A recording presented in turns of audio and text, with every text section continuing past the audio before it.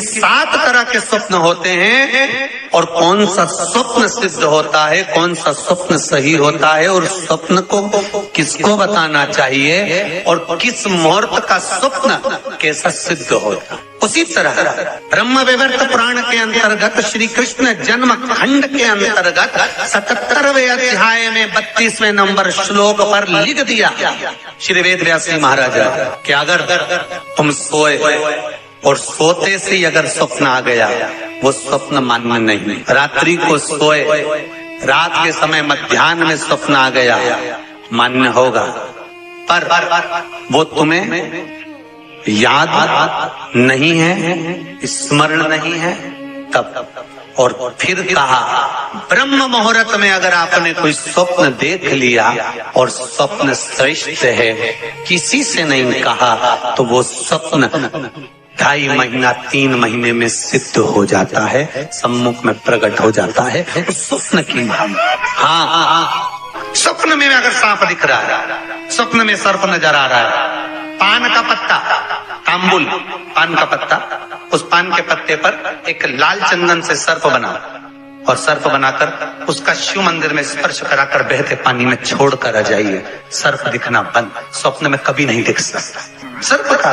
आज भी नियम है, शिव जी की बारात निकली थी, सामने से अर्थी आई थी, तब शंकर की बारात निकली थी। हिंदू धर्म की रीति है, आज भी आप कोई अच्छा काम करने जा रहे हो, सामने से अगर मुर्दा आता दिख जाए, अर्थी आती दिख जाए, समझ लेना तुम्हारा काम सफल हो जाएगा, तुम्हारा कार्य सफल हो जाएगा, समझ लेना। आज भी नियम है, सामने से मुर्दा आते दिख जाए तो कार्य सफल है। दिन में देखा हुआ स्वप्न कभी सिद्ध नहीं होता। स्वप्न में किसी मरे हुए व्यक्ति को देख लो, समझ लो कि आज कोई अच्छा काम होने वाला है। किसी अपने व्यक्ति को मरा हुआ देख लिया, समझ लेना उम्र बढ़ गई।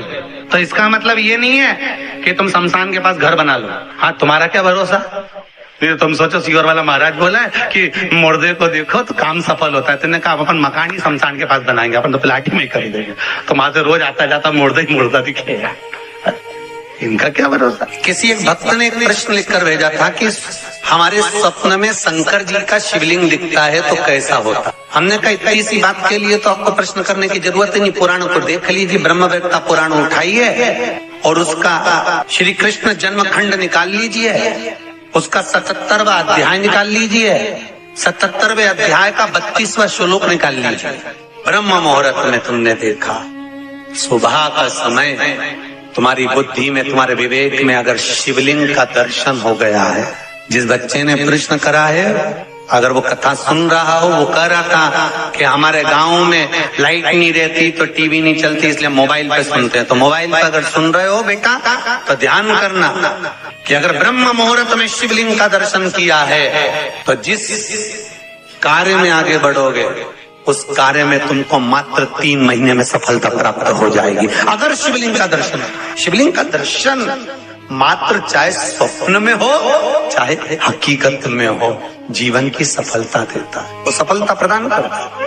शिवलिंग का दर्शन अगर आप स्वप्न में भी कर रहे हो, शिवलिंग का दर्शन आप अगर हकीकत में भी कर रहे हो, वो आपको फल देगा। नाग नागिन का जोड़ा ही ऐसा होता है, पति जाए तो पत्नी बदला लेती है, पत्नी जाए तो पति बदला लेता है। इसलिए हिंदू धर्म की रीति है, गाड़ी के नीचे हाथ में किसी भी रूप में अगर आपसे सर्प मरा है, सर्प की हत्या हुई है, या आपने किसी के द्वारा सर्प पकड़ा कर छुड़वा भी दिया है, तो निवेदन रहता है चांदी का एक नाग नागिन छोटा सा बनाकर, छोटा सा उसको शक्कर के कलश में रखकर बांध कर शिव मंदिर में रखकर आ जाइए, उसको दे दो शिव बाबा को कि अब हमारी तरफ से हमने हाजिरी लगा दी, हमसे दुख, हमसे गलती हुई, हम क्षमा चाहते हैं। गलती मनुष्य से होती है, मानव से होती है, हो गई गलती, अब आपको साथ याद रखिए।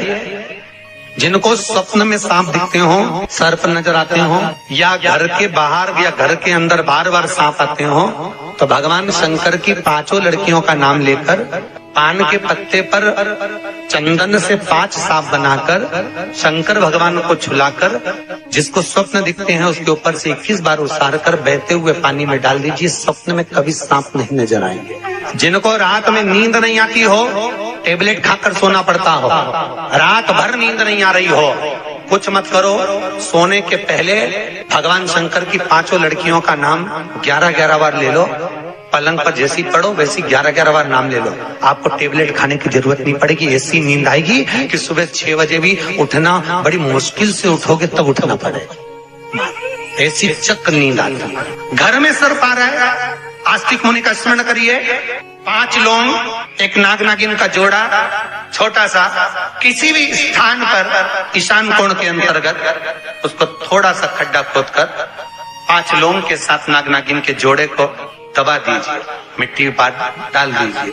घर में जब नाग नागिन का जोड़ा आप दबाएं तब आस्तिक मुनि का नाम लेकर दबाएं, मां मनसा का नाम लेकर दबाएं, जो नागों की बहन है उस मनसा देवी का स्मरण कर कर उसको डाल दे। आज भी हमारे यहाँ हिंदू धर्म नीति है, जब पहला कालम नए मकान का पहला कालम जब भराता है उसमें तांबे के कलश में नाग नागिन रखकर, कमलगट्टा रखकर, अमरबेल रखकर, थोड़ी सी सरसों रखकर उसका पूजन कर कर पहले कालम के अंदर जो पहला कालम भराएगा, गड्ढे का पहला जो सरिया रखाता है, कालम भराता है, वास्तु पूजन के हिसाब से उसमें रखा जाता है। और वो तो वो उसके रखने के बाद भी जब मकान का मुहूर्त होता है तो वास्तु पूजन में नाग नागिन का जोड़ा रखाता है, वो भी उस मकान में कहीं ईशान के अंतर्गत उसको दबाया कोई। इसलिए कह देते हैं यहाँ पत्थर मत लगाना, यहाँ टाइल्स मत लगाना। पंडित जी से पूछोगे तो ब्राह्मण बता देगा ये जगह पर टाइल्स ना लगाइए, इस जगह पर पत्थर ना लगाइए, यहाँ पर वो गोला रखा जाएगा, यहाँ पर वो नाग नागिन का जोड़ा रखाएगा वास्तु पूजन के बाद। 4 लोहे की कील, नागफणी की, वास्तु पूजन में चारों मकान में चारों तरफ लगाई जाती है। क्यों लगाते हैं? कि कोई दोष हुआ हो, कोई जीव यहाँ रहता हो, सर्प का निवास हो, अगर मकान बनाने में टूट गया हो, किसी का मन दुखा हो तो वो मन ना दुखे। क्षमा याचना परम आभूषण है, क्षमा मांग लेना परम आभूषण। गलती करो तो क्षमा मांगने में देरी ना कर।